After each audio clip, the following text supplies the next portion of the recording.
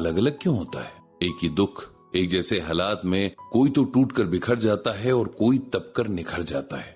ये फर्क कैसे पैदा होता है? ये फर्क हमारे मन की ताकत से पैदा होता है। मन कमजोर हुआ तो राई भी पहाड़ नजर आती है, और वही मन मजबूत हुआ तो पहाड़ को तोड़कर राई बना देता है। तो क्यों न इस मन को मजबूत बनाया जाए, ताकि जिंदगी की कोई भी मुश्किल जिंदगी से बड़ी न लगे। ये कुछ लाइंस थीं जो पंडित जी ने अपने ब्लॉग गीता ज्ञान में आज की पोस्ट में लिखी थी। और इन लाइंस को लिखने की इंस्पिरेशन पंडित जी को कहां से मिली थी? ये इंस्पिरेशन उन्हें मिली एक महिला से, जिसने अपने मजबूत मन के सहारे अपनी जिंदगी की तमाम मुश्किलों को पार करते हुए न सिर्फ अपना मकाम बनाया, बल्कि औरों की जिंदगी भी आसान बनाई। ये लेडी थी महिलाओं के लिए काम करने वाली एक एनजीओ की फाउंडर और मैनेजर सुरेखा जी। सुरेखा जी का एनजीओ पिछले कई सालों से उन लेडीज के साथ मिलकर काम कर रहा था जो कम पढ़ी लिखी थी, जिनके पास रिसोर्सेज की कमी थी और जो अपनी मेहनत के दम पर लाइफ में आगे बढ़ना चाहती थी। सुरेखा जी से पंडित जी का इंट्रोडक्शन सरला जी ने कराया था। दोनों एक जमाने में बहुत पक्की सहेलियां थी और दोनों के ख्यालात और पर्सनालिटीज भी एक दूसरे से काफी मिलते जुलते थे। 12th के बाद दोनों की शादियां हो गई थी। सुरेखा जी की शादी दूसरे शहर तो क्या, दूसरे स्टेट में हुई थी, जहां से उनके लिए बार बार आना पॉसिबल नहीं था। फिर कुछ साल तक लेटर्स के जरिए बात होती रही और धीरे धीरे वो भी खत्म हो गई। अब बहुत साल बाद जब किसी और दोस्त से सरला जी को पता लगा कि सुरेखा जी इसी शहर में हैं और अपना एनजीओ चला रही हैं, तो सरला जी से रहा न गया और वे पंडित जी के साथ उनसे मिलने पहुंच गई। पहले तो दोनों सहेलियां जी भरकर एक दूसरे से मिली, इतनी सालों से छुटी हुई बातें जो पूरी करनी थी। उसके बाद फिर सरला जी ने ठीक से पंडित जी और सुरेखा जी का इंट्रोडक्शन करवाया। सरला जी ने जब पूछा कि इतने सालों तक सुरेखा जी कहां गायब हो गई थी, तो सुरेखा जी कुछ देर के लिए चुप हो गई। सरला जी को लगा कि उन्होंने कोई गलत सवाल पूछ लिया है। सुरेखा जी ने फिर अपनी अब तक की जिंदगी की कहानी सुनाई, जो कुछ इस तरह से थी। सुरेखा जी के फादर ने उनका रिश्ता बेशक बहुत दूर करवाया, लेकिन उन लोगों के बारे में बहुत लोगों से पूछताछ भी की। सबने यही बताया था कि खानदानी अमीर लोग हैं, अच्छा चलता हुआ बिजनेस है, अपना अच्छा घर है और एक लौता लड़का है। माँ बाप को और क्या चाहिए? उन्हें लगा कि उनकी बेटी अच्छे से सेटल हो जाएगी। शादी हुई तो सुरेखा जी के आगे सब राज खुलते चले गए। उनकी ससुराल एक जमाने में बहुत अमीर हुआ करती थी, लेकिन धीरे धीरे बिजनेस गलत फैसलों की वजह से लॉस में जाने लगा और कर्जे बढ़ते गए। अब हालात ये थे कि जो भी था वो बाहरी दिखावे का ही था। सब कुछ गिरवी रखा हुआ था और उसे छुड़ाने का कोई रास्ता नजर नहीं आ रहा था। इसी टेंशन में सुरेखा जी के ससुर जी की डेथ हो गई और उनके जाते ही जिनसे भी कर्ज लिए थे वे सुरेखा जी के हस्बैंड मोहन जी के पीछे पड़ गए। रोज रोज के तगादों से परेशान मोहन जी एक दिन अचानक कहीं चले गए। सुरेखा जी और उनकी सास अब अकेले पड़ गए। उन दोनों ने मोहन जी को जितना हो सका तलाशने की कोशिश की। पुलिस में मिसिंग रिपोर्ट भी दर्ज की। रिश्तेदारी में, मोहन जी के फ्रेंड्स में, सब जगह पूछा, लेकिन मोहन जी का कहीं कुछ पता नहीं चला। अब सुरेखा जी एकदम हताश हो चुकी थी। एकदम नई जगह पर एक साथ इतनी मुसीबतें और साथ में बीमार सास की देखभाल, ये सारी जिम्मेदारियां उनके सर पर थी। उन्हें कुछ समझ नहीं आ रहा था कि क्या करें। सुरेखा जी की उम्र उस वक्त बहुत कम थी। उन्हें दुनिया के बारे में बिल्कुल भी पता नहीं था, लोगों को पहचानने की काबिलियत भी नहीं थी और जिंदगी ने एकदम इतनी बड़ी परीक्षा में डाल दिया था। इन्हीं हालातों से घबराकर उनके हस्बैंड मोहन जी घर से कहीं चले गए थे। सुरेखा जी ने हिम्मत से काम लिया और एक एक करके सारी प्रॉब्लम्स का सलूशन ढूंढना शुरू किया। सबसे पहले तो उन्होंने अपने मायके और ससुराल से मिली ज्वेलरी बेची और उससे जितना भी पैसा मिला उससे छोटे मोटे कर्ज निपटाए। फिर अपनी सास को लेकर एक छोटे से किराए के घर में चली गई। अपनी सास की परमिशन से उन्होंने कुछ बची खुची जमीन बेचकर बाकी के कर्जे भी निपटा दिए। अब इन दोनों के आगे जिंदगी गुजारने का सवाल था। सुरेखा जी को सिलाई कढ़ाई का बहुत शौक था, इसीलिए उन्होंने घर से ही सिलाई का काम शुरू करने का फैसला किया। शुरू में बहुत कम काम मिलता, लेकिन धीरे धीरे उनके अच्छे काम की तारीफ सुनकर उनके पास काम बढ़ने लगा और अब वे इतना कमाने लगी कि अपना और अपनी सास का पेट अच्छे से भर सकती थी। इस दौरान मोहन जी की तलाश भी जारी रही, लेकिन उनका कोई अता पता नहीं लगा। सुरेखा जी की सास अपने इकलौते बेटे से मिलने की आस लिए ही दुनिया से चली गई। सुरेखा जी का आखिरी सहारा भी चला गया। उनके फादर ने कई बार उन्हें अपने साथ लेकर जाना चाहा, लेकिन उन्होंने हर बार मना कर दिया। वो जानती थी कि मायके में अब भाइयों के अपने परिवार हैं, उनकी अपनी प्राइवेसी है, अपनी लाइफ है। ऐसे में सुरेखा जी के वहां जाने से डिस्टर्बेंस होगी। सुरेखा जी ने सोचा कि जब स्ट्रगल करके ही लाइफ काटनी है, तब क्यों ना यही रहकर काट ली जाए। उनके हाथ में हुनर तो था ही, उन्होंने उसे ही अपने स्ट्रगल का हथियार बनाने की सोची और काम शुरू कर दिया। गरीब घर की लड़कियों और औरतों को काम सिखाना शुरू कर दिया। धीरे धीरे उनके पास काम सीखने वालों की भीड़ बढ़ती गई और काम देने वालों की भी। अब उन्होंने किराए पर एक बड़ी जगह ले ली और वहीं से काम करने लगी। उनकी सिखाई हुई लेडीज ने खुद के लिए कमाना शुरू कर दिया। इस तरह एक सेल्फ डिपेंडेंट लेडी के एफर्ट्स ने कई सेल्फ डिपेंडेंट लेडीज को तैयार कर दिया। कुछ साल पहले शहर की एक बहुत फेमस सोशल एक्टिविस्ट ने उन्हें यहां आकर अपना एनजीओ खोलने का इनविटेशन दिया, ताकि बड़े लेवल पर लेडीज को ट्रेनिंग मिले और वे अपने पैरों पर खड़ी हो सकें। बहुत सोचने के बाद सुरेखा जी ने उनकी एडवाइस मान ली।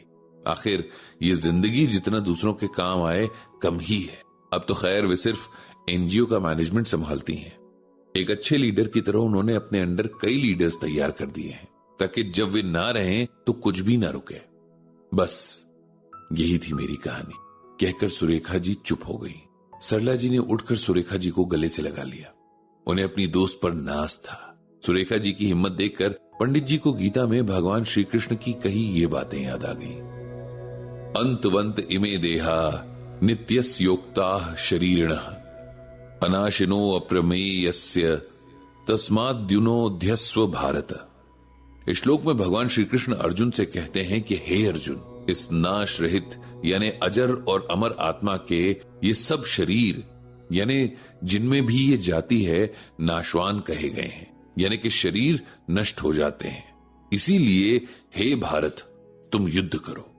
इसे इस तरह से समझना चाहिए कि हर इंसान को यह समझना होगा कि आत्मा जिस भी शरीर में आएगी या जाएगी वो एक दिन खत्म हो ही जाएगा। इसीलिए जो भी हमारा इस जन्म के लिए फर्ज है, जो भी हमारी ड्यूटीज हैं, वो पूरी कर लेनी चाहिए, चाहे कंडीशंस हमारे फेवर में हो या अगेंस्ट हो। अपना कर्म करते रहना है, जैसा कि सुरेखा जी ने किया। उनके हस्बैंड भी सेम कंडीशंस में थे, लेकिन वे अपनी ड्यूटी से भाग गए, जो कि गलत था। सुरेखा जी से बहुत कुछ सीख कर और उन्हें अपने घर आने का मोटिवेशन देकर पंडित जी और सरला जी घर लौट आए। लौटते हुए पंडित जी ने भगवान श्री कृष्ण से सबको सद्बुद्धि देने की प्रार्थना की। पंडित जी के गीता ज्ञान ब्लॉग में उन्होंने बहुत पहले एक पोस्ट लिखी थी, जिसमें इंसान के कर्म और उसकी किस्मत के बारे में बहुत डिटेल में लिखा था। आज उसी पोस्ट को पढ़कर एक रीडर ने पंडित जी से कुछ सवाल पूछे थे। इससे पहले भी जिस टॉपिक पर ब्लॉग रीडर्स के बहुत सारे मेल आते रहे हैं, शायद ये सबका फेवरेट टॉपिक है। पंडित जी ने फिर से वो पोस्ट खोल दी थी। उस पोस्ट में एक रीडर की कहानी थी, जिन्होंने अपनी जिंदगी में अपने कर्मों और किस्मत के खेल पर पंडित जी से कुछ सवाल किए थे। इस रीडर का नाम था सुमंत कुमार। ये एक आर्टिस्ट थे, अच्छा गाते थे, गाने लिखते भी थे और म्यूजिक कंपोजर भी थे। जिस तरह का उनमें टैलेंट था, वैसी फेम उन्हें नहीं मिल पाई थी, ऐसा उन्हें लगता था, क्योंकि पंडित जी ऐसे किसी और इंसान को नहीं जानते थे जो सुमंत कुमार को जानते हो। सुमंत कुमार ने पंडित जी को अपनी परेशानी कुछ इस तरह से लिख भेजी थी। रिस्पेक्टेड पंडित जी, मेरा नाम सुमंत कुमार है। मैं काफी टाइम से आपका ब्लॉग पढ़ रहा हूँ। आप गीता ज्ञान को बहुत अच्छे से एक्सप्लेन करते हैं। मैं भी आपको अपने कुछ डाउट्स भेज रहा हूँ। अगर ठीक लगे तो आप इन्हें भी एक्सप्लेन कर दीजिएगा। मैं जानना चाहता हूँ कि कर्म और भाग्य का क्या रिलेशन है। अगर कर्म से भाग्य बनता है तो मेरे कर्म से मेरा भाग्य कब बनेगा।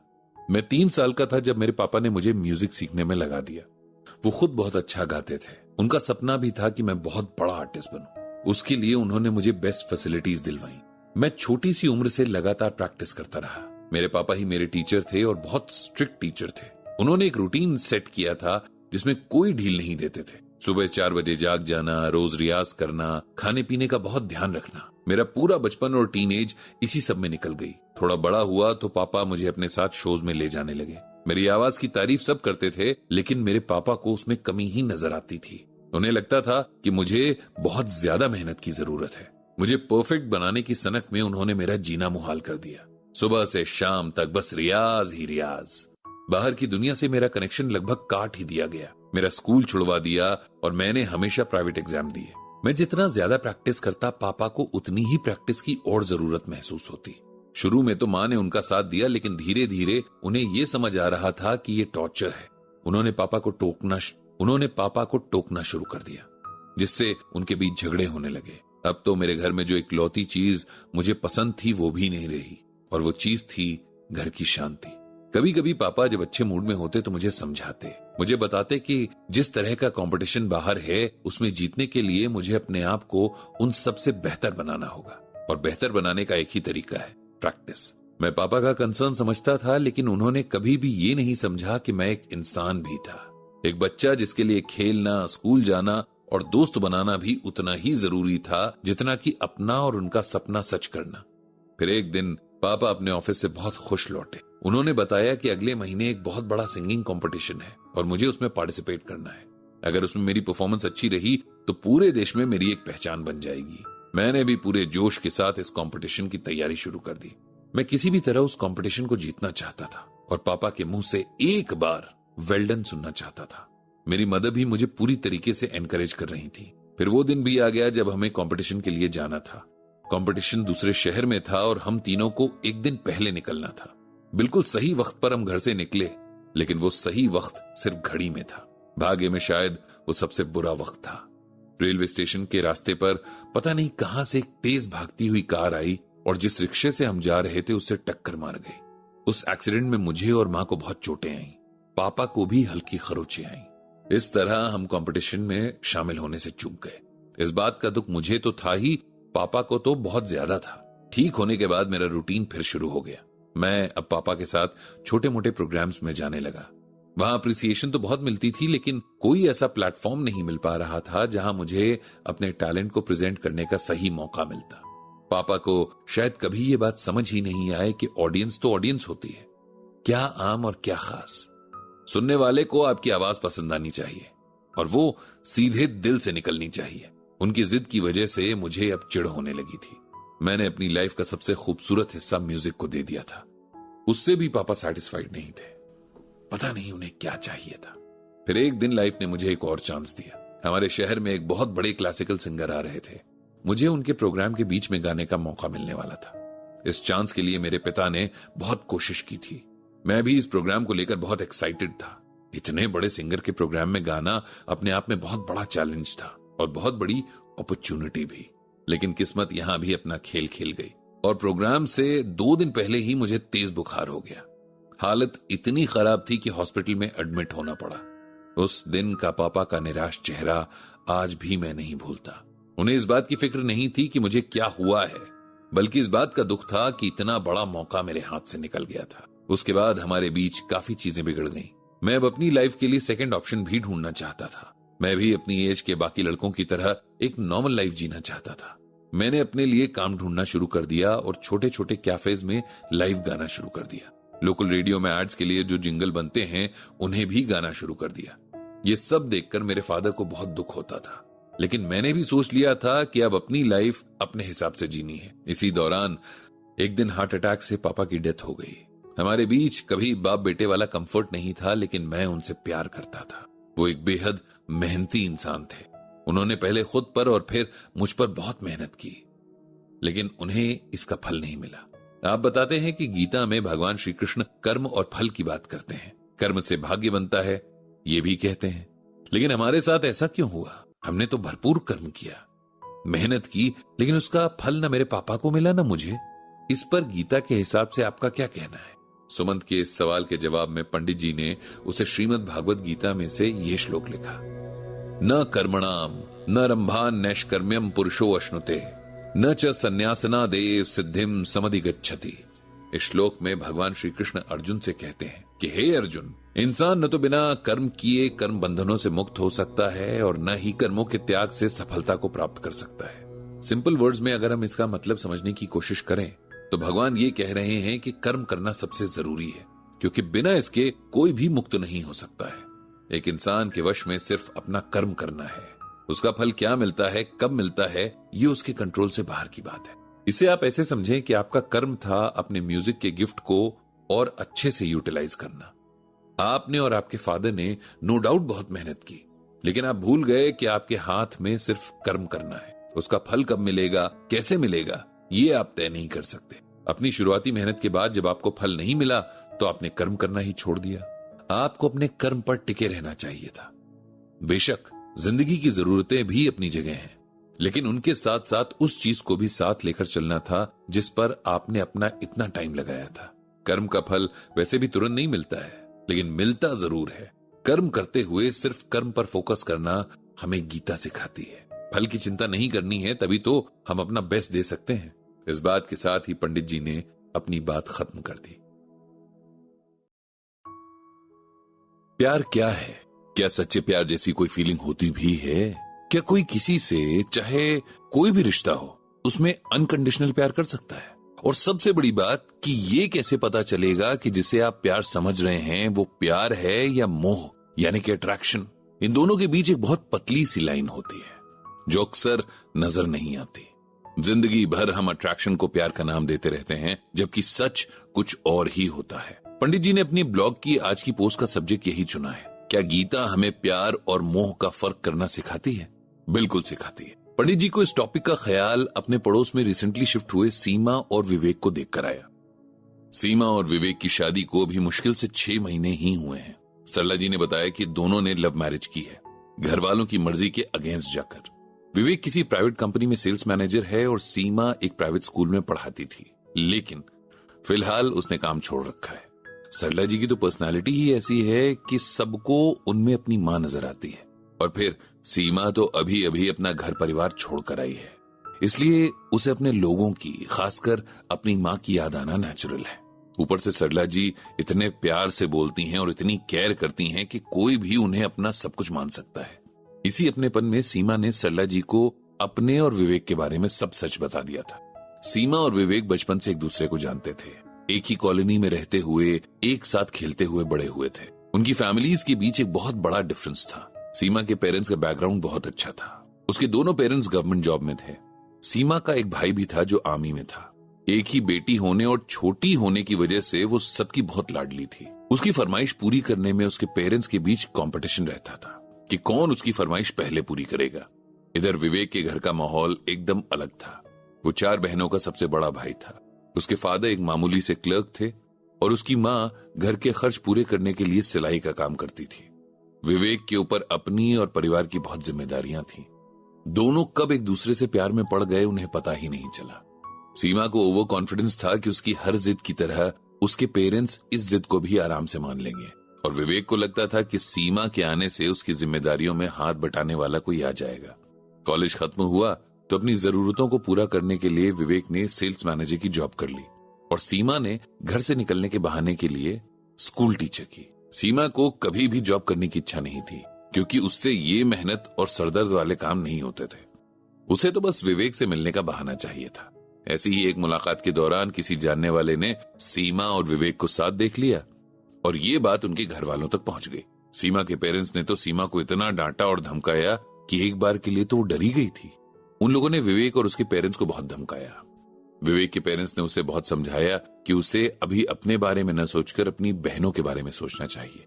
विवेक और सीमा जिस उम्र में थे, वहां लोग अगर कुछ करने की ठान लें तो फिर कोई भी बात असर नहीं करती। उल्टा जो वेल विशर्स होते हैं वो ही दुश्मन नजर आने लगते हैं। उन दोनों को भी ऐसा ही लगा। उन्होंने अपने अपने परिवार के प्रति बगावत कर दी और एक दिन घर छोड़कर इस शहर में आ गए। दोनों ने मंदिर में शादी कर ली और एक लेटर लिखकर अपने अपने घर वालों को इसके बारे में बता दिया। विवेक के पास सेल्स का एक्सपीरियंस था, इसीलिए उसे आसानी से जॉब मिल गई थी। शुरुआत में सब ठीक रहा, लेकिन फिर धीरे धीरे दिक्कतें पेश आने लगी। सीमा बहुत नाज नखरे में पली लड़की थी। उसने कभी घर के काम नहीं किए थे। उसे न तो पैसे सही से खर्च करने आते थे न बचाने। विवेक की सैलरी कम जरूर थी, लेकिन उससे उन दोनों का खर्च आराम से चल सकता था। लेकिन सीमा की फिजूल खर्ची के आगे वो सैलरी 2 दिन भी टिक नहीं पाती थी। सीमा खुद भी जॉब नहीं करना चाहती थी, क्योंकि पहले जो वो काम कर रही थी वो सिर्फ घर से बाहर निकलने का एक बहाना भर था। विवेक को धीरे धीरे रियलाइज होने लगा कि उसने अपनी फैमिली, खासकर अपनी बहनों के साथ गलत कर दिया है। कहां तो उसे उनका सहारा बनना था और कहां वो उनकी बदनामी और बर्बादी का कारण बन गया। इन सब की फ्रस्ट्रेशन वो सीमा पर निकाल देता था, जिसकी वजह से दोनों के रिलेशन में दूरियां आने लगी थी। सीमा रो रो कर ये सारी बातें सरला जी को बताती थी और सरला जी उसे हर तरह से समझाती। उसे समझाती कि अब हालात पहले जैसे नहीं है, अभी उनके पास इतने पैसे नहीं हैं, इसीलिए उसे अपना हाथ रोक कर चलना चाहिए। और विवेक को समझाती कि सीमा बचपन से लेकर अब तक जैसे पली है वो आदत 2 दिन में तो नहीं बदल पाएगी, इसीलिए विवेक को उसके साथ प्यार से पेश आना चाहिए। 1-2 दिन तो सरला जी के समझाने का असर रहता, लेकिन तीसरे दिन से फिर दोनों का वही झगड़ा शुरू हो जाता। शुरू में हल्की आवाज में होने वाली नोकझोंक अब चीख चिल्लाने में बदलने लगी थी। कई बार सीमा विवेक से लड़ झगड़ कर सरला जी के पास आ जाती और रात को वहीं रुक जाती। उस दिन पंडित जी भी उसे अपनी बेटी की तरह समझाते और वो भी उनके आगे ऐसे रोती जैसे अपने पापा के आगे रो रही हो। जिस प्यार के लिए दोनों ने अपने घर छोड़े, अपने पेरेंट्स को धोखा दिया, उनका दिल दुखाया, आज वही प्यार कहीं खो सा गया था। जिस बात को मनवाने में नाकाम रहने पर उन दोनों ने अपने पेरेंट्स को छोड़ दिया था, अब वही बात उन्हें अपनी गलती लगने लगी थी। ये सब इतनी जल्दी हो गया था। सरला जी तो अक्सर पंडित जी से भी पूछती थी कि ये कैसा प्यार है इस नई जनरेशन का, जो मुश्किल हालात की जरा सी परीक्षा भी पास नहीं कर पाता। पंडित जी तब सरला जी को समझाते कि प्रेम बहुत ऊंची चीज होती है जिसे हम लोग समझ नहीं पाते। कभी अट्रैक्शन को तो कभी मोह को प्यार का नाम दे देते हैं, जबकि प्यार एक ऐसी फीलिंग है जो टाइम या सिचुएशन देखकर नहीं बदलती है, बल्कि और भी स्ट्रांग हो जाती है। इसीलिए तो सच्चा प्यार पाना मुश्किल है। इस दुनिया में लगभग हर कोई एक दूसरे से प्यार करता है, लेकिन तभी तक जब तक एक दूसरे से कोई स्वार्थ हो। जहां काम निकल गया वहां प्रेम भी खत्म। हम इंसानों को प्रेम के देवता भगवान श्री कृष्ण से सीखना चाहिए कि अनकंडीशनल प्यार क्या होता है।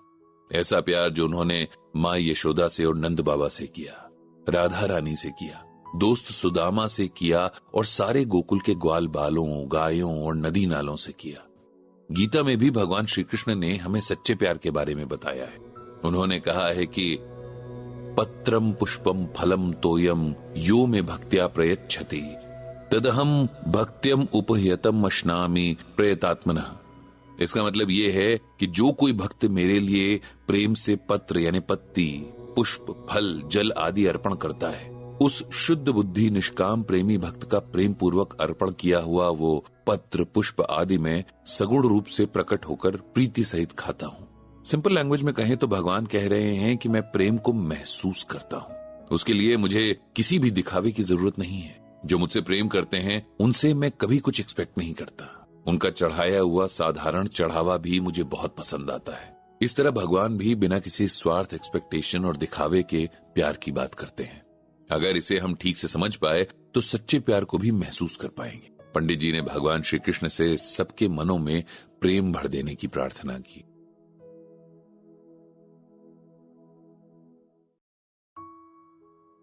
हम सब चाहे माने या ना माने, लेकिन ये बहुत बड़ा सच है कि चाहे हम किसी से जिंदगी भर प्यार न कर सकें, लेकिन अगर हम किसी से नफरत करते हैं तो उसे जिंदगी भर निभाते हैं। नफरत इंसानी मन की परमानेंट फीलिंग है, जबकि ऐसा होना नहीं चाहिए था। संसार का सबसे वफादार जानवर होने के नाते इंसान को सबके लिए प्यार की मिसाल बनना चाहिए था, लेकिन इंसान ने कुछ और बनना तय किया। ब्रजभूषण जी और पंडित जी अपने ब्लॉग में ये सब लिख रहे थे। किसी रीडर ने क्वेश्चन किया था कि महाभारत का युद्ध क्यों हुआ और अगर भगवान श्री कृष्ण चाहते तो इस युद्ध को रोक सकते थे। इसी बात के जवाब में पंडित जी ने लाइन लिखनी शुरू की थी कि तभी बाहर से आ रहे तेज शोर की वजह से उनका ध्यान उधर चला गया। वैसे तो इस कॉलोनी के रेजिडेंट्स हर दूसरे तीसरे महीने शोर के आदी हैं, लेकिन आज हंगामा कुछ ज्यादा ही था। इसीलिए पंडित जी और सरला जी बाहर आ गए। उन्होंने देखा कि इस लाइन के लगभग सभी घरों के लोग ये शोर सुनकर बाहर आ गए थे। ये शोर भार्गव जी के घर से आ रहा था। उनकी दोनों बहुएं बहुत बुरे ढंग से लड़ रही थी। हैरत की बात यह थी कि ये दोनों आपस में सगी बहनें भी थीं। वैसे तो इनकी लड़ाइयां कॉलोनी के लोगों के लिए आम बात बन चुकी थी, लेकिन आज मामला कुछ ज्यादा आगे यानी मारपीट तक बढ़ गया था। कॉलोनी के कुछ बड़े बूढ़े आगे बढ़े और दोनों को शांत करने की कोशिश करने लगे। भार्गव जी, जिनकी ये दोनों बहुएं थीं, वे बेचारे एक कोने में अपना सर पकड़कर बैठे हुए थे। मन ही मन भगवान का शुक्रिया अदा कर रहे थे कि उनकी पत्नी विमला को ये दिन देखने के पहले ही अपने पास बुला लिया भगवान ने, वरना वो बेचारी तो जरा सी ऊंची आवाज से सहम जाया करती थी। इस हंगामे को कैसे बर्दाश्त करती। उसके दोनों बेटे अपनी पत्नियों को चुप कराने की कोशिश करते हुए थक चुके थे। बच्चे बेचारे एक कमरे में टीवी देखने के बहाने खुद को उस टॉक्सिक माहौल से बचाने की कोशिश कर रहे थे। लेकिन उनके मासूम मन तो बहुत पहले इन झगड़ों से डर चुके थे और पता नहीं उनकी पर्सनालिटीज पर इन बातों का आगे चलकर क्या असर होगा। बहुत मुश्किल से लोगों ने मिलकर उन दोनों को समझाया और शांत कराया, लेकिन तब तक अच्छा खासा तमाशा बन चुका था। सरला जी और पंडित जी अपने घर को लौट आए। लौटकर सरला जी पंडित जी से उन दोनों के बारे में ही बात करने लगी। सपना और अर्चना दोनों सगी बहनें थी। सपना बड़ी थी और ससुराल में बड़े भाई की वाइफ होने की वजह से अर्चना की जेठानी भी थी। दोनों में बहुत प्यार था, नेचुरली जैसे दो बहनों में होना चाहिए। इसी प्यार की वजह से ही सपना ने अपने देवर संदीप से अपनी बहन की शादी करवाई थी, जबकि उसके ससुर भार्गव जी और हस्बैंड प्रदीप इस शादी के खिलाफ थे। वो जानते थे कि मायके की बात अलग होती है, वहां दुनिया के बाकी झमेले नहीं होते भी हैं तो उनके पेरेंट्स आप तक आने नहीं देते, लेकिन शादी के बाद आपको बहुत सारी चीजों के साथ तालमेल बिठाना पड़ता है। रिश्ते बदल जाते हैं तो एक्सपेक्टेशंस भी बदल जाती हैं और उन पर खरे ना उतरे तो जीवन मुश्किल होता जाता है। सपना और अर्चना के केस में भी यही हुआ था। भार्गव जी की वाइफ की डेथ बहुत पहले हो चुकी थी। तब उनके दोनों बेटे प्रदीप और संदीप बहुत छोटे थे। उनके भले के लिए ही भार्गव जी ने दूसरी शादी नहीं की। प्रदीप बड़ा था और अपनी मां से बहुत अटैच था। मां की डेथ के बाद उसका मन पढ़ाई में नहीं लगा। किसी तरह इंटरमीडिएट तक पढ़ाई करने के बाद उसने पढ़ाई से हाथ खड़े कर दिए थे। फिर भार्गव जी ने अपने प्रोविडेंट फंड से पैसे निकालकर उसके लिए गारमेंट्स की एक शॉप डाल दी। संदीप भी अपने भाई के ही नक्शे कदम पर चल पड़ा और अब दोनों उसी दुकान पर बैठते हैं। काम ठीक चल रहा था, इसीलिए भार्गव जी को उनसे कोई शिकायत भी नहीं थी। उल्टा खुशी थी कि दोनों भाई हर वक्त साथ थे और एक दूसरे को बहुत प्यार भी करते थे। प्रदीप की शादी लायक एज हुई तो भार्गव जी ने खूब खोजबीन करके सपना को उसके लिए पसंद किया। सपना बहुत सिंपल और अच्छी लड़की थी। उसकी फैमिली भी बहुत डाउन टू अर्थ थी। शादी के बाद सपना ने बहुत अच्छे से पूरे घर की जिम्मेदारी संभाल ली थी। भार्गव जी का बहुत ख्याल रखती थी। भार्गव जी भी बहुत खुश थे कि उनका बड़ा बेटा अच्छे से सेटल हो गया था। अब उन्हें अपने दूसरे बेटे की फिक्र थी, लेकिन ये फिक्र सपना ने दूर कर दी थी। उसने भार्गव जी से रिक्वेस्ट की कि वे उसकी छोटी बहन अर्चना से संदीप की शादी करवा दें। भार्गव जी को पहले तो ये विचार सही नहीं लगा, क्योंकि वो जानते थे कि कल अगर दोनों भाइयों के बीच आज जैसा प्यार और अंडरस्टैंडिंग नहीं रही तो इन दोनों बहनों का रिलेशन भी खराब हो जाएगा, और अगर इन दोनों बहनों के बीच कभी कोई बात बिगड़ी तो उनके दोनों बेटों का रिलेशन भी बिगड़ जाएगा। उन्होंने सपना को भी बहुत समझाया, लेकिन सपना ने उन्हें कन्विंस किया कि उसमें और अर्चना में बहुत प्यार है और दोनों एक दूसरे को बहुत अच्छे से समझती भी हैं। और फिर संदीप और प्रदीप भी तो एक दूसरे को बहुत अच्छे से समझते हैं, इसीलिए भार्गव जी को अर्चना और संदीप की शादी कर देनी चाहिए। सपना के इस तरह कन्विंस करने से भार्गव जी मान गए और कुछ महीनों बाद संदीप और अर्चना की शादी हो गई। कुछ टाइम तक तो सब कुछ ठीक चलता रहा। घर में हमेशा हंसी की आवाज गूंजती रहती। ऐसा लगता जैसे खुशियां हमेशा के लिए भार्गव जी के घर पर ठहर गई हैं। लेकिन ऐसा कैसे हो सकता है? सुख दुख का चक्र तो चलता ही रहता है, ये एक जगह कहां ठहरता है। धीरे धीरे दोनों बहनों के ईगो क्लैशेस होने लगे। सपना के अंदर बड़ी बहन से ज्यादा जेठानी वाली फीलिंग जोर मारने लगी। उसे लगता था कि वो बड़ी है और सारे फैसले उसकी मर्जी से होने चाहिए, जबकि अर्चना को लगता था कि वो किसी बात में सपना से कम नहीं है, तो उसकी राय भी ली जानी जरूरी है। इसी तरह बहुत छोटी छोटी बातों से शुरू हुए मनमुटाव बड़े झगड़ों में बदलते चले गए और आज हालत ये हो गई है कि उनकी फैमिली का तमाशा बनकर रह गया है। सरला जी से भार्गव जी के घर की सारी कहानी सुनकर पंडित जी को निराशा ही हुई। कैसे दो मजबूत रिश्ते गलत फहमियों का शिकार होकर बिखर गए। दोनों में से एक ने भी समझ और शांति से काम लिया होता तो शायद ये नौबत ना आती। पंडित जी को श्रीमद् भागवत गीता में भगवान श्री कृष्ण की कही ये बात याद आ गई, शक्नोति हैव यह सोढ़ु प्राक शरीर विमोक्षणात् काम क्रोधोद्भवम वेगम स युक्त स सुखी नरः। यहाँ भगवान श्री कृष्ण कह रहे हैं कि हे अर्जुन, इस मनुष्य शरीर में जो कोई मनुष्य शरीर छूटने से पहले ही काम क्रोध से उत्पन्न होने वाले वेग को सहन करने में समर्थ होता है, वह नर योगी है और वही सुखी है। अब इसे सिंपल वर्ड्स में समझते हैं कि हर इंसान के शरीर में जो आत्मा, जिसे कि जीवात्मा कहा जाता है, अपने साथ 6 सेंसेस को लेकर आगे बढ़ती है। अगर कोई भी इंसान इन सेंसेस को कंट्रोल करने में कामयाब हो जाता है तो उसे कर्म योगी मानना चाहिए और दुनिया में सबसे सुखी इंसान भी उसी को समझना चाहिए। इसी तरह एक जगह और भगवान ने अर्जुन से कहा है कि जो न किसी से ईर्ष्या करता है तथा न किसी से आशा करता है, वो कर्म योगी है तथा उसको सदैव सन्यासी ही जानना चाहिए। ऐसा इसलिए है क्योंकि राग द्वेष रहित व्यक्ति सुखी रहते हुए संसार बंधन से मुक्त हो जाता है। इसे सिंपल वर्ड्स में ऐसे समझिए कि हर इंसान को, चाहे स्त्री हो या पुरुष, एक दूसरे से जेलसी नहीं रखनी चाहिए, किसी से एक्सपेक्टेशन भी नहीं रखनी चाहिए। ऐसा इंसान दुनिया के झमेलों के बीच भी सन्यासी की तरह ही रहता है, सदा सुखी रहता है और अंत में मुक्त हो जाता है। दुनिया के हर झगड़े की जड़, चाहे वो परिवार के अंदर हो या बाहर, यही सब चीजें हैं। जिन्हें ये बात समझ में आ जाती है उनके रिश्ते और वो खुद बचे रहते हैं, और जिन्हें समझ नहीं आती है उनके आसपास सब बिगड़ जाता है। जेलसी और ईगो ने ही सपना और अर्चना के इतने प्यारे रिश्ते को खराब कर दिया और उनके साथ साथ उनके पूरे परिवार की शांति भी खराब करके रख दी। पंडित जी सरला जी से बोले कि इसीलिए तो गीता ज्ञान सबके लिए जरूरी है। उन्होंने भगवान श्री कृष्ण से सपना और अर्चना को सद्बुद्धि देने की प्रार्थना की।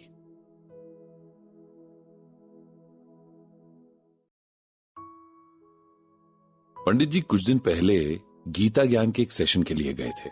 ये सेशन पुलिस लाइंस में था। एक्चुअली उनके पास बहुत दिन पहले से इनविटेशन आया हुआ था, लेकिन टाइम ना होने की वजह से वो जा नहीं पा रहे थे। फिर जब एक बार और कॉल आया तो उन्होंने टाइम निकाला और वहां गए। पंडित जी के एक पुराने कलीग थे। उन्होंने अपने बेटे सुकेश को पंडित जी के गीता ज्ञान ब्लॉग के बारे में बताया था और उसने ही पंडित जी को सेशन के लिए इनवाइट किया था। इस सेशन का मोटिव था पुलिस में काम करने वाले लोगों को उनके डेली काम में गीता ज्ञान के प्रैक्टिकल एप्लीकेशन को समझाना। सेशन से एक दिन पहले सुकेश पंडित जी और सरला जी से मिलने उनके घर आया था। पंडित जी ने उसे तब देखा था जब वो बहुत छोटा हुआ करता था। एक दो बार उसके बर्थडे पर गए थे तब देखा था। अब सुकेश पुलिस में आ चुका था, लेकिन उसके चेहरे पर हल्की सी मासूमियत अभी भी बाकी है जो उसके प्रोफेशन के लिए रेयर ही है। सुकेश ने बताया कि पुलिस प्रोफेशन के बारे में लोगों के मन में बहुत गलतफहमियां हैं। लोग समझते हैं कि हम लोग सही से काम नहीं करते, आराम करते हैं, जबकि हमारे ऊपर कितना दबाव है ये हम ही जानते हैं। लिमिटेड रिसोर्सेज के साथ लॉ एंड ऑर्डर मेंटेन रखना बहुत बड़ी जिम्मेदारी का काम होता है। दिन रात क्रिमिनल्स के साथ डील करते हुए अपने आप को सही रख पाना भी एक चैलेंज ही होता है। उस पर भी अगर कोई काम बिगड़ जाए तो जनता से लेकर मीडिया तक सब हमारे ही पीछे पड़ जाते हैं। ऐसे में अपनी मेंटल पीस को कायम रख पाना बहुत मुश्किल हो जाता है। कई बार किसी को न बचा पाने का गिल्ट भी होता है जो हमें मेंटली तोड़ देता है। ऐसे में अगर हमें गीता ज्ञान जैसी गाइडेंस मिल जाए तो हमारे लिए बहुत अच्छा होगा। हमें अपने आप को, अपने काम को समझने की स्ट्रेंथ मिलेगी और हम बहुत अच्छे से काम कर पाएंगे। पंडित जी भी इन बातों को समझते थे, इसीलिए उन्होंने कहा कि उन्हें यह सेशन करके बहुत खुशी होगी। जिस दिन सेशन था उस दिन भी सुकेश सुबह ही आ गया था और पंडित जी और सरला जी को अपने साथ ही लेकर गया।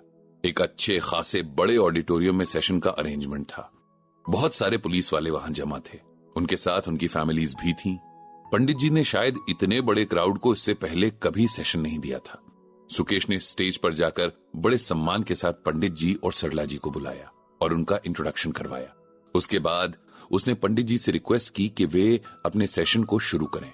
शुरुआती फॉर्मल एड्रेस के बाद पंडित जी ने अपने स्टाइल में सेशन शुरू किया, जैसा कि वो हमेशा करते थे कि ऑडियंस से क्वेश्चंस लेते थे और फिर उन पर बात करते थे। यहां भी उन्होंने वैसा ही किया। सबसे पहला क्वेश्चन जिनकी तरफ से आया उनका नाम अमरजीत था और वो एक इंस्पेक्टर थे। अमरजीत ने पूछा कि लगभग हर दिन हम क्रिमिनल से डील करते हैं, उनके साथ हमें बहुत रफली पेश आना होता है और धीरे धीरे ये हमारे नेचर का हिस्सा बन जाता है। फिर हम अपने पर्सनल रिलेशंस में बच्चों के साथ भी ऐसे ही पेश आने लगते हैं। ऐसा कुछ बताइए कि हम अपने पर्सनल और प्रोफेशनल बिहेवियर को अलग अलग रख सकें। अमरजीत जी के इस सवाल पर पंडित जी ने कहा कि आपके सवाल से मैं बिल्कुल अग्री करता हूं। जिस तरह के माहौल में हम ज्यादा टाइम स्पेंड करते हैं उसी तरह की हमारी पर्सनालिटी भी बन जाती है। इसीलिए तो कहा जाता है कि घर का माहौल अच्छा होना चाहिए ताकि बच्चों पर अच्छा असर पड़ सके। आपकी जॉब प्रोफाइल भी ऐसी है कि आपको सख्त बनना पड़ेगा, वरना कोई आपसे डरेगा नहीं। और बुरे लोगों में अगर आपका डर ना हो तो फिर उन्हें कंट्रोल करना मुश्किल हो जाएगा। लेकिन इन सबके बीच आपको यह भी याद रखना है कि आपकी जॉब के अलावा भी आपके कुछ रूल्स हैं जहां सॉफ्टनेस की जरूरत है। इसीलिए जॉब करते हुए ही जॉब में रहना है। उसके बाद एक पिता, एक पति और एक बेटे की तरह घर लौटना है। यह मुश्किल तो होगा लेकिन प्रैक्टिस करने से हो ही जाएगा। उसके बाद अगला सवाल रोहित की तरफ से आया। रोहित ने अभी अभी पुलिस फोर्स ज्वाइन की है। उसका सवाल था कि अच्छे लोग भी पुलिस से डरते हैं, हमारी मदद नहीं करते, हमें ऐसा क्या करना चाहिए कि लोग हमारे साथ आ जाएं? इस सवाल के जवाब में पंडित जी ने उन्हें श्रीमद् भागवत गीता से ये श्लोक सुनाया। देवान भावयतानेन ते देवा भावयन्तु वह परस्परम भावयन्तः श्रेयः परम वापस्यथ। इस श्लोक में भगवान श्री कृष्ण अर्जुन को लीडरशिप के बारे में बता रहे हैं। भगवान कहते हैं कि हे अर्जुन, अगर किसी को नेतृत्व करना है तो समूह बनाकर कार्य करना होगा। तुम दूसरों की चिंता करो और वो तुम्हारी चिंता करें, तब आपस में सामंजस्य से ही सफलता प्राप्त होगी। हमें याद रखना चाहिए कि हम में से कोई भी पूर्ण नहीं है, परंतु अनेक विशेषताओं के लोग मिलकर पूर्णता प्राप्त करके पूर्ण लक्ष्य प्राप्त कर सकते हैं। सिंपल लैंग्वेज में अगर हम समझें तो भगवान ये कह रहे हैं कि इंसान एक सामाजिक प्राणी है। बिना एक दूसरे की मदद के हमारा कोई काम ठीक से नहीं हो सकता है। अच्छे लीडर्स को लोगों को जोड़ना आना चाहिए, उन्हें अपने पीछे नहीं अपने साथ चलाना आना चाहिए। एक दूसरे के मन में रिस्पॉन्सिबिलिटी की भावना भरना जरूरी है, तभी लोगों को अपनी ड्यूटीज का एहसास होगा। कोई भी परफेक्ट नहीं होता, लेकिन हर किसी में कोई ना कोई गुण जरूर होता है। जब सब मिलकर काम करते हैं तब सबकी कमियां ढक जाती हैं और खूबियां उभर आती हैं। आप लोगों को भी यही समझना होगा। पब्लिक को अपने साथ लेकर चलना होगा, उनके अंदर अपने प्रति विश्वास जगाना होगा, तभी ये अपनी रिस्पॉन्सिबिलिटी समझते हुए आपकी हेल्प करने को आगे आएंगे। इसके बाद पंडित जी ने गीता ज्ञान से कुछ और बहुत जरूरी बातें बताई। इस दौरान ऑडियंस से एक और क्वेश्चन आया। ये क्वेश्चन कुछ इस तरह से था कि कई बार हम लोग कोशिश करके भी कोई क्राइम होने से बचा नहीं पाते, या हमारे होते हुए जब क्राइम हो जाते हैं और किसी को बड़ा नुकसान हो जाता है तब हमें गिल्ट फील होता है। इस कंडीशन में हमें गीता क्या सिखाती है? पंडित जी ने जवाब दिया कि हर किसी की तरह आप लोगों की भी लिमिटेशंस हैं। आप लोग हर वक्त हर जगह नहीं हो सकते, हाँ, लेकिन जिस जगह हैं वहां अपना बेस्ट दे सकते हैं। यही कर्म का नियम भी है, जिसके बारे में भगवान श्री कृष्ण बार बार कहते हैं। अपना कर्म करते रहना चाहिए। जो नहीं हो पा रहा उसके लिए गिल्ट ना पालकर जो कर रहे हैं बस उसी पर फोकस करना चाहिए। गीता में भगवान श्री कृष्ण कहते हैं कि फल की चिंता ना करें। कर्म योग का लॉ कहता है कि निष्काम कर्म, मतलब बिना किसी लालच के कर्म करना चाहिए और कर्म के रिजल्ट के बारे में नहीं सोचना चाहिए। फल अच्छा हो या बुरा, तब भी पूरी लगन से कर्म करते रहना है। हमारे कर्म का फल भगवान की इच्छानुसार होगा और वो जैसा भी होगा हमें उसे एक्सेप्ट कर लेना चाहिए। उसके बाद बहुत सारे सवाल इस बात पर भी थे कि हम दिन रात प्रेशर और टेंशन में जीते हैं। ये हमारी फिजिकल और मेंटल हेल्थ को बहुत खराब कर देता है। इस पर पंडित जी ने गीता में भगवान श्री कृष्ण के बताए योग और मेडिटेशन के रास्ते पर चलने को कहा। साथ ही ये भी बताया कि कैसे भगवान ने अर्जुन को समझाया था कि कर्म करते हुए भी उसमें डूबना नहीं है, खुद को बचाए भी रखना है। इस तरह बहुत सारे सवाल जवाबों के साथ ये सेशन कंप्लीट हुआ। सुकेश ने एक बार फिर सबकी तरफ से पंडित जी और सरला जी को धन्यवाद कहा। पंडित जी ने भी पूरी पुलिस फोर्स को धन्यवाद दिया, जिनकी बदौलत हम सुरक्षित रह पाते हैं और अपने घरों में सुकून से सो पाते हैं। इसके बाद पंडित जी सबके लिए शुभ होने की प्रार्थना करते हुए सरला जी के साथ घर लौट आए।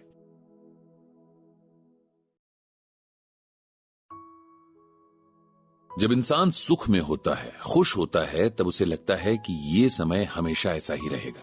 वो भूल जाता है कि जैसे एक मौसम हमेशा नहीं रहता, जिंदगी में एक जैसे हालात भी कैसे रह सकते हैं। फिर जब अचानक दुख आता है तो वो घबरा जाता है, उसे समझ नहीं आता कि क्या करे।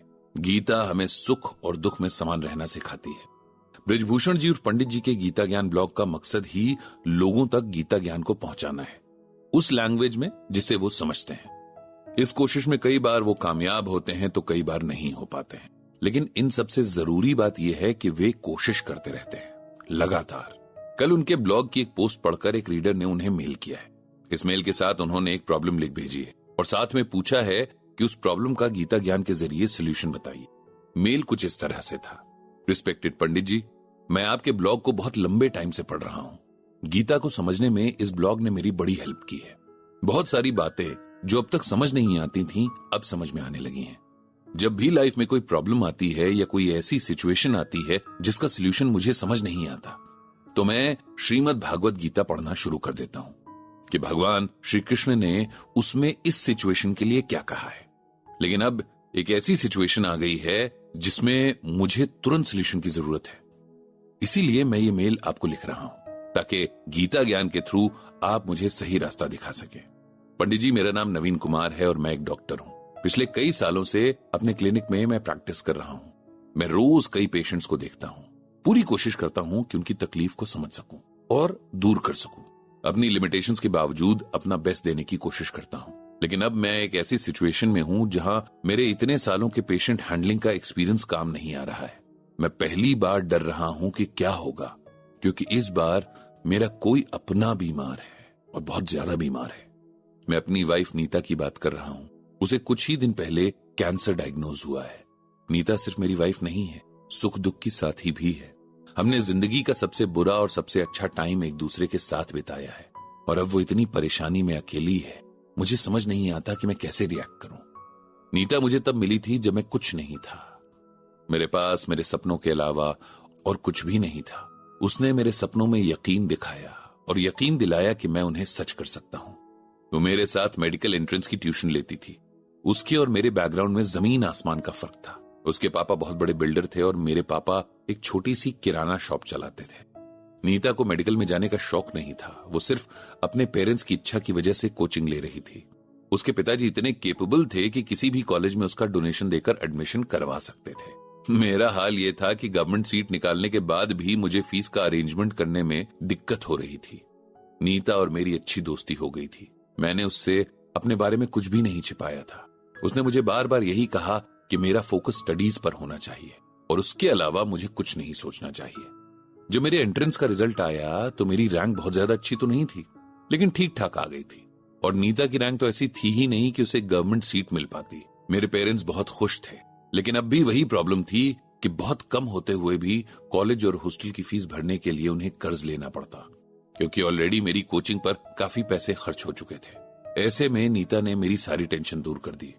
उसने अपने पापा से मुझे मिलवाया और बहुत मना करने पर भी उन्होंने मेरी सारी फीस एक बार में ही जमा कर दी। नीता ने कहा कि मैं इसे लोन के तौर पर ले सकता हूं, एक बार सेटल हो जाऊं तो लौटा दूं। मैं जानता था कि वो ये सब सिर्फ मेरी सेल्फ रिस्पेक्ट के लिए कह रही थी। नीता ने भी एक प्राइवेट कॉलेज में एडमिशन ले लिया। हम दोनों अब अलग अलग शहरों में थे, लेकिन अक्सर मिलते रहते थे। जल्दी ही 4 साल पूरे हो गए। मैंने पीजी के लिए अप्लाई किया, जबकि नीता ने अपनी स्टडीज वहीं पर रोक दी थी। पीजी के बाद अब मेरे पास कुछ खास ऑप्शंस नहीं थे। अपना क्लिनिक शुरू करना तो मेरे बस में था ही नहीं, इसीलिए मैंने एक हॉस्पिटल में जॉब कर ली। नीता ने कहा भी था कि वो क्लिनिक सेटअप करने में मेरी हेल्प कर सकती है, लेकिन मुझे ये मंजूर नहीं था। ऑलरेडी उसके बहुत एहसान थे मुझ पर। जॉब करते हुए मुझे काफी टाइम हो गया था, लेकिन मैं अपनी जॉब से खुश नहीं था। वहां बहुत सारे ऐसे काम भी करने पड़ते थे जो मेरे एथिक्स के खिलाफ थे। नीता से कई बार मैंने ये सब डिस्कस किया था और उसने हर बार मुझे यही कहा कि मुझे अपना क्लिनिक खोल लेना चाहिए। वहां मैं अपने हिसाब से काम कर सकूंगा, मुझे किसी किस्म का कॉम्प्रोमाइज करने की जरूरत नहीं पड़ेगी। उसी के एनकरेजमेंट से मैंने लोन लिया और अपना क्लिनिक शुरू कर दिया। कुछ ही टाइम में मेरा क्लिनिक अच्छा चल पड़ा।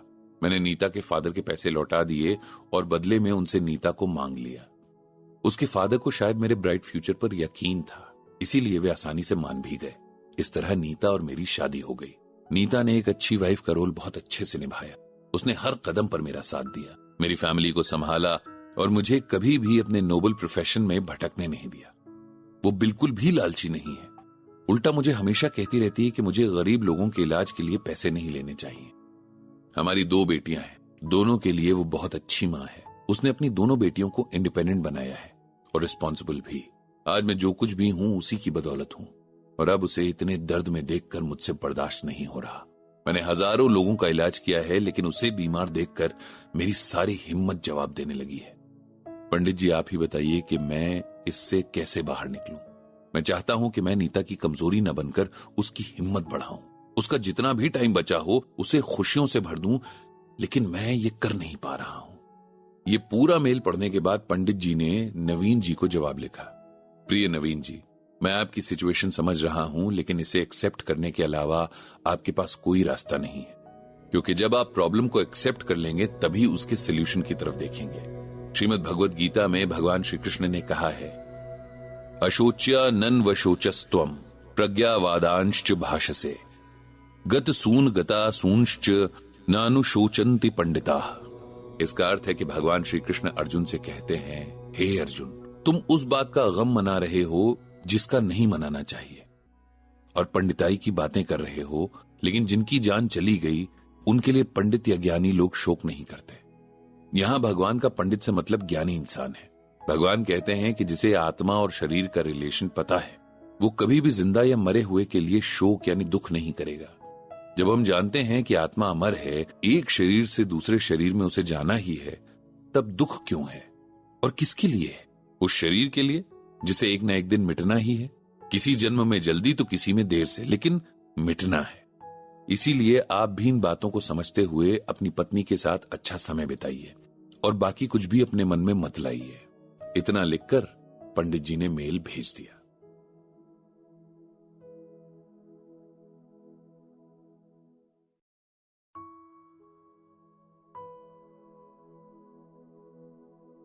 ब्रिजभूषण जी और पंडित जी ने अपनी पूरी लाइफ में इतने दोस्त नहीं बनाए थे, या इतने लोग उन्हें नहीं जानते थे जितने गीता ज्ञान ब्लॉग के जरिए उन्हें जानने लगे थे। कई लोग इतने यकीन और भरोसे के साथ उनसे अपनी लाइफ की प्रॉब्लम्स का सलूशन मांगते थे कि कई बार पंडित जी को डर भी लगता था कि कोई गलत बात न कर दें या कुछ ऐसा न कह दें जिससे समझने में लोगों को गलतफहमी हो जाए। सबसे ज्यादा केयरफुल उन्हें बच्चों को कुछ भी बताते हुए रहना पड़ता था, क्योंकि बच्चे अगर एक बार किसी बात को मन में बिठा लें तो फिर चाहे वो सही हो या गलत, उसे जिंदगी भर के लिए सच मान बैठते हैं। आजकल के बच्चे तो वैसे भी इतने ज्यादा प्रेशर और टेंशन में जीते हैं कि उन्हें कुछ भी बताने या समझाने से पहले कई बार सोचना पड़ता है ताकि जो कहा जा रहा है उन तक सही से पहुंचे। ये सब पंडित जी इसलिए भी सोच रहे हैं क्योंकि नेक्स्ट वीक वे एक स्कूल में एक गीता ज्ञान सेशन करने जा रहे हैं, और ये सेशन बोर्ड एग्जाम देने वाले स्टूडेंट्स के लिए होगा। सब जानते हैं कि हमारे देश में बोर्ड एग्जाम्स का कितना प्रेशर होता है। बच्चे तो बच्चे, उनके पेरेंट्स भी इससे डरते हैं। पंडित जी की एक रीडर है शीला जी, वे एक गवर्नमेंट स्कूल में प्रिंसिपल हैं। उन्होंने ही पंडित जी को इनवाइट किया था कि वे थोड़ी देर के लिए आकर बच्चों को अगर गीता ज्ञान में से कुछ ऐसा बता दें जो एग्जाम्स को लेकर उनकी टेंशन को कम कर दे तो बहुत बड़ा फेवर होगा। पंडित जी को तो हमेशा से बच्चों के बीच जाकर गीता ज्ञान पर बात करना पसंद है, क्योंकि बच्चों के पास हर बात को सुनने और समझने का अलग तरीका होता है। उनके पास सवाल होते हैं जिनके जवाब तलाशने में हमेशा कुछ न कुछ नया सीखने को मिलता है। शीला जी ने जब पंडित जी को कॉल किया था तब इस बात पर बहुत जोर दिया था कि पंडित जी बच्चों को कुछ ऐसा जरूर बताएं कि अगर किसी रीजन से उनका रिजल्ट ठीक ना भी हो तब भी वो हताश ना हो, क्योंकि अक्सर देखा जाता है कि खराब रिजल्ट के बाद बच्चे उम्मीद ही छोड़ देते हैं और कई बच्चे तो गलत कदम भी उठा लेते हैं। इस बात को पंडित जी से बेहतर कौन समझ सकता था, क्योंकि ये उनके साथ हो चुका था। शीला जी की कॉल के बाद बचपन की वो घटनाएं पंडित जी की आंखों के आगे घूमने लगी थीं जब पंडित जी 8th में पढ़ते थे और उनके बड़े भाई शशिभूषण जी 10th में थे। उन दिनों ना तो बोर्ड्स का कोई कंपटीशन था न पीयर प्रेशर, क्योंकि अपने बच्चों को इतना आगे तक पढ़ा पाना हर पेरेंट के बस की बात नहीं होती थी। एक तो गरीबी इतनी होती थी कि लोग अफोर्ड नहीं कर पाते थे, दूसरा अगर किसी के पास पैसे हों भी तब भी स्कूल से बहुत दूर हुआ करते थे। इसीलिए पेरेंट्स अपने बच्चों को वहां भेजने से बचते थे। लेकिन एक बात यह भी थी कि अगर किसी ने 10th पास कर लिया तो उसकी गवर्नमेंट जॉब कंफर्म हो जाती थी। रीजन वही कि इतने पढ़े लिखे लोग कम ही हुआ करते थे। शशिभूषण जी पढ़ाई में बहुत ज्यादा अच्छे थे और सेंसिटिव भी। उन्हें पता था कि उनकी पढ़ाई लिखाई पर कितना खर्च हुआ है और उसके लिए उनके पेरेंट्स ने कितने पापड़ बेले हैं। इसीलिए उनके दिमाग में बस एक ही धुन सवार थी कि किसी तरह 10वीं पास कर लेनी है और फिर जॉब तो मिल ही जाएगी। वैसे भी पंडित जी के पिताजी ने किसी से इस बारे में बात कर रखी थी और पास होने के बाद शशिभूषण जी की जॉब पक्की थी। शशिभूषण जी की तैयारी अच्छी चल रही थी। एग्जाम में बस 1 हफ्ता रह गया था कि उस इलाके में एक नए तरह का वायरल फीवर आ गया। ये बहुत ही खतरनाक वायरल था जिसमें लोग बहुत जल्दी बीमार हो रहे थे और कई लोगों की मौत भी हो चुकी थी, क्योंकि उस वक्त न तो डॉक्टर्स थे न दवाइयां ही मिल पाती थी। इसीलिए कभी कभी ठीक हो सकने लायक बीमारियां भी लोगों की जान ले लेती थी। पंडित जी का परिवार भी इसकी चपेट में आ गया और सबसे ज्यादा असर उसने शशिभूषण जी पर किया था। बेचारे तेज फीवर में पड़े रहते और बड़बड़ाते रहते कि उनका एग्जाम छूट जाएगा। वो इतने बीमार पड़ गए कि एक बार के लिए घर वालों ने भी उम्मीद छोड़ दी थी कि ठीक होंगे, और उस दौरान उनके एग्जाम्स निकल गए। करीब 15 दिन बाद जब शशिभूषण जी उठने लायक हुए तो उन्हें अपने ठीक होने की खुशी से ज्यादा इस बात का दुख था कि वे एग्जाम्स नहीं दे पाए और अब उन्हें ये साल रिपीट करना पड़ेगा। इस बात ने उन्हें बहुत परेशान कर दिया था। सबने उन्हें समझाया कि जो हुआ उसमें उनकी कोई गलती नहीं है और 1 साल की ही तो बात है। लेकिन शशिभूषण जी इस बात को समझ नहीं पाए और डिप्रेशन में चले गए। उन्होंने दोबारा पढ़ने के लिए साफ मना कर दिया। घंटों अपने रूम में अकेले बैठे रहते, किसी से बात नहीं करते और हर टाइम उदास रहते। तब उनके फादर ने उनके टीचर जोशी जी से बात की। शशिभूषण अगर पूरी दुनिया में सबसे ज्यादा किसी की रिस्पेक्ट करते थे तो वो थे जोशी जी। वैसे तो वे इन लोगों के टीचर थे, लेकिन शशिभूषण जी की लाइफ में उनका रोल और जगह बहुत अलग थी। जोशी जी आए और जब उन्होंने शशिभूषण जी का हाल देखा तो उन्हें बहुत दुख हुआ। उन्होंने उनके सर पर हाथ रखा और पूछा कि आखिर उन्होंने अपना ये हाल किस लिए बनाया है। ये सुनते ही शशिभूषण जी छोटे बच्चे की तरह रो पड़े थे। उन्होंने जोशी जी से कहा कि उन्हें लगता है कि अब लाइफ में कुछ नहीं बचा है, उनकी सारी मेहनत बेकार हो गई है। तब जोशी जी ने उन्हें श्रीमद् भगवद गीता का ये श्लोक सुनाया, न मे पार्थास्ति कर्तव्यम त्रिषु लोकेषु किंचन नानवाप्तम अवाप्तव्यम वर्त एव च कर्मणि। इस श्लोक में भगवान श्री कृष्ण अर्जुन से कहते हैं, हे अर्जुन, मेरा इन तीनों लोकों में न तो कुछ कर्तव्य है और न कोई भी प्राप्त करने योग्य वस्तु अप्राप्त है, तो भी मैं कर्म में ही बसता हूं। इसका मतलब यह है कि भगवान अर्जुन को कर्म करने की इंपॉर्टेंस बता रहे हैं। भगवान कहते हैं कि मेरे लिए कोई कर्तव्य, कोई ड्यूटी तय नहीं है, मैं सबके लिए ड्यूटीज तय करता हूं। नहीं कुछ ऐसा है जो मेरे कंट्रोल में ना हो, मतलब मुझे कुछ भी करने की जरूरत नहीं है, फिर भी मैं कर्म करने को इंपॉर्टेंस देता हूं। जब भगवान अपना कर्म करते हैं तो हम इंसान कैसे इससे बचने या किसी भी रीजन से इसे छोड़ने की बात कर सकते हैं। एक स्टूडेंट का कर्म है मन लगाकर पढ़ना, इसलिए नहीं कि उसे पास होना है या इसके बाद उसे जॉब मिल जाएगी। ये तो कर्म का फल है और ये क्या होगा ये कोई नहीं जानता। स्टूडेंट को सिर्फ और सिर्फ इसलिए मन लगाकर पढ़ना है क्योंकि ये उसका कर्म है। आपने पूरा साल मेहनत की लेकिन एग्जाम टाइम में आप बीमार पड़ गए, ये किसी और वजह से आपका एग्जाम सही नहीं हुआ, आप फेल हो गए या आपके मार्क्स अच्छे नहीं आए। इन बातों से आपका फ्यूचर तय नहीं होगा, क्योंकि जीवन बहुत बड़ा है और एक एग्जाम उसका बस एक छोटा सा हिस्सा है। हमारे बस में इतना ही है कि हम ईमानदारी से मेहनत करें और उसके बाद की हर बात भगवान को सौंप दें। अपना कर्म छोड़कर बैठ जाना बिल्कुल भी समझदारी नहीं है, बल्कि ये तो कायरता है और भगवान को कर्म योगी प्यारे लगते हैं, कर्म छोड़कर भागने वाले नहीं। जोशी जी की बातों ने शशिभूषण जी पर जादू सा असर किया था और पंडित जी के मन में भी शायद वहीं से गीता को पढ़ने और समझने की इच्छा जागी थी। इसके बाद शशिभूषण जी ने दोबारा 10th की पढ़ाई की और बहुत अच्छे मार्क्स के साथ एग्जाम भी क्लियर किया, लेकिन फिर उन्होंने जॉब न लेते हुए अपनी स्टडीज को हायर स्टडीज तक कंटिन्यू करने का सोचा, क्योंकि अब वो समझ चुके थे कि अगर एक बार जॉब में फंस गए तो आगे पढ़ नहीं पाएंगे। ये सब याद करते हुए पंडित जी के चेहरे पर एक मुस्कान आ गई। उन्होंने अपनी डायरी में नोट किया कि उन्हें अगले हफ्ते शीला जी के स्कूल जाना है। पंडित जी ने मन ही मन भगवान श्री कृष्ण से प्रार्थना की कि सभी बच्चों का मन स्वस्थ हो, उन्हें शक्ति मिले।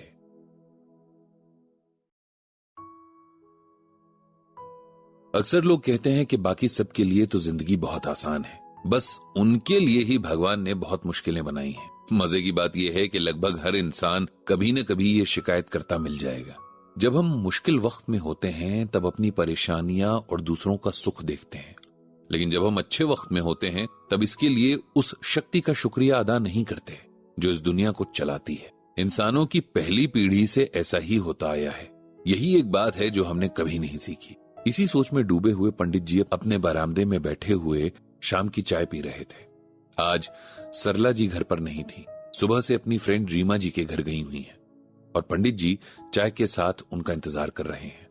जब भी पंडित जी सुख और दुख के बारे में सोचते हैं, उन्हें जाने क्यों अपनी स्वर्गीय मां की याद आ जाती है। मां जिसे पंडित जी ने हमेशा एक ही रूप में याद किया है, एक शांत और कभी न टूटने वाली मजबूत औरत के रूप में। पंडित जी सोचते हैं कि उनकी मां ने कभी कोई किताब नहीं पढ़ी, न वो कभी किसी साधु महात्मा से मिली।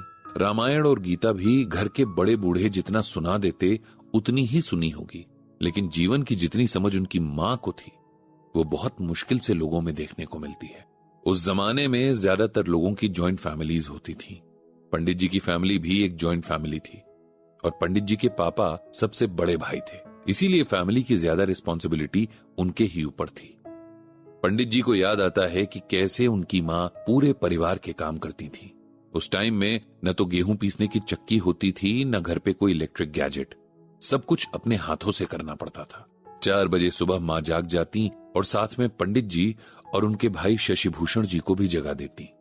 हाथ चक्की में गेहूं पीसती माँ अपने दोनों बेटों को पास बिठा लेती और उनसे उनकी पढ़ाई सुनती। बारी बारी से दोनों भाई अपने लेसन्स दोहराते और उन्हें ये करते देख माँ ऐसे एक्टिंग करती जैसे वो उनकी टीचर हैं। हर रोज चाहे कोई भी मौसम हो, ये रूटीन चलता रहता। पंडित जी ने कभी भी अपनी माँ को शिकायत करते नहीं सुना कि जब सब लोग सो रहे हैं तब वो अकेली क्यों मेहनत कर रही हैं। कभी कभी शशिभूषण इस बात को उठाते, लेकिन माँ उन्हें चुप करा देती। उनका अपने लिए कभी कोई सपना नहीं था। शायद किसी ने उनसे पूछने की जरूरत ही महसूस नहीं की कि वे अपने लिए क्या चाहती हैं। कभी कभी पंडित जी को लगता था कि जिस इंटरेस्ट के साथ उनकी माँ उनकी पढ़ाई लिखाई के बारे में सवाल करती थी, उससे लगता था जैसे वो हमेशा टीचर बनना चाहती थी। कभी कभी प्यार से दोनों भाई अपनी माँ से पूछ भी लेते कि क्या वो टीचर बनना चाहती थी। इस पर माँ हंस पड़ती और कहती कि मैं तुम दोनों की माँ हूं और माँ से बड़ा टीचर कौन हो सकता है। माँ सबके नखरे उठाती।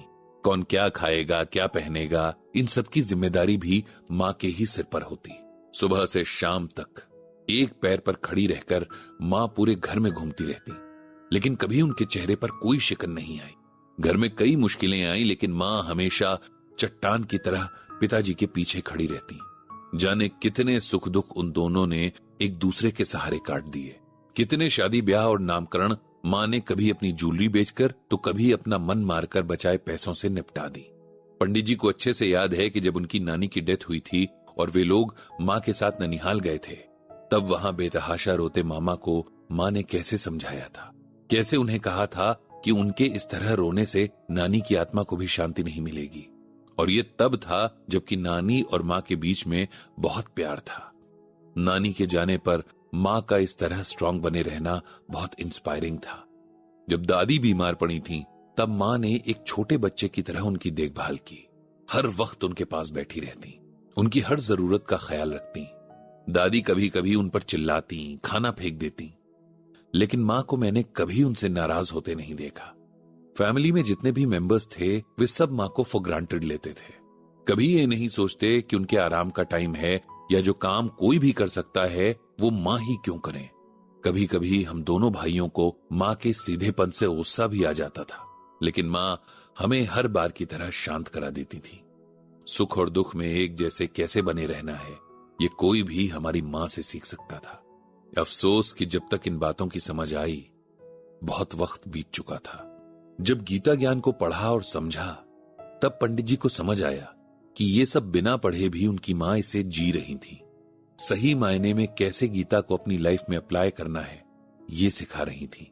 पंडित जी को याद है कि कैसे बहुत बूढ़ी और बीमार हो जाने पर भी माँ अपने काम खुद करना पसंद करती थी। कभी भी खाली नहीं बैठती थी। कहती थी कि कर्म करते रहना ही जीना है। जिस दिन कर्म करना रुक जाएगा, उस दिन जीवन भी रुक जाएगा। यही सब आगे चलकर पंडित जी ने गीता ज्ञान से सीखा। अपनी माँ के बारे में सोचते हुए उन्हें भगवान श्री कृष्ण की गीता में कही ये बात याद आ जाती है। अमानित्वम, अदम्भित्वम, अहिंसा, क्षांतिरार्जवम, आचार्योपासनम, शौचम, स्थैर्यम, आत्मविनिग्रह, इंद्रियार्थेषु वैराग्यम, अनहंकार एव च, जन्म मृत्यु जरा व्याधि दुख दोषानुदर्शनम, असक्तिर अनभिष्वं, पुत्रदार ग्रहादिषु, नित्यम च समचित्तत्वम, इष्टानिष्टोपपत्तिषु, मयि चानन्योगेन भक्तिर्व्यभिचारिणी, विविक्त देश सेवित्वम, रतिर्जन संसदि, अध्यात्म ज्ञान नियतत्वम, तत्व ज्ञानार्थ दर्शनम, एतज ज्ञानमति प्रोक्तम ज्ञानम यदतो अन्यथा। इन श्लोकों में भगवान श्री कृष्ण अर्जुन को ज्ञानी और अज्ञानी के बारे में बता रहे हैं। भगवान कहते हैं कि हे अर्जुन, जिस भी ज्ञान में नम्रता यानी हम्बलनेस होती है, किसी किस्म का दिखावा नहीं होता है, मन, वादे और कर्म से जो किसी को दुखी नहीं करता है, जिसके अंदर क्षमा, सादगी, गुरु की सेवा, मन और शरीर की शुद्धता, दृढ़ता और आत्म संयम यानी सेल्फ कंट्रोल होता है, इंद्रिय विषयों के प्रति उदासीनता, अहंकार रहित होना, जन्म, रोग, बुढ़ापा और मृत्यु की बुराइयों पर ध्यान देना, अनासक्ति, स्त्री, पुरुष, बच्चों और घर संपत्ति आदि वस्तुओं के प्रति ममता रहित होना, जीवन में ऐसी घटनाएं जो हमें अच्छी लगती हैं या बासी घटनाएं जो अच्छी नहीं लगती, ऐसी घटनाओं के प्रति संभाव, मेरे प्रति अनन्य और अविरल भक्ति, एकांत स्थानों पर रहने की इच्छा, लौकिक समुदाय के प्रति विमुखता, आध्यात्मिक ज्ञान में स्थिरता और परम सत्य की तात्विक खोज, ये सब गुण मौजूद हों, इन सब को मैं ज्ञानी घोषित करता हूं। और जिसमें भी ये गुण मौजूद नहीं हैं, मैं उन्हें अज्ञानी कहूंगा। इसे सिंपल वर्ड्स में समझते हैं। यहां भगवान ने कुछ गुण बताए हैं जिनसे ये डिसाइड होता है कि कौन ज्ञानी है और कौन अज्ञानी। हम ये सोचते हैं कि जिसके पास जितनी डिग्री होगी वो उतना ही बड़ा ज्ञानी होगा, लेकिन ऐसा नहीं है। भगवान ने ज्ञानी इंसान के जो गुण बताए हैं वो किताबी नॉलेज के बेस पर नहीं बल्कि किसी के कैरेक्टर के बेस पर बताए हैं।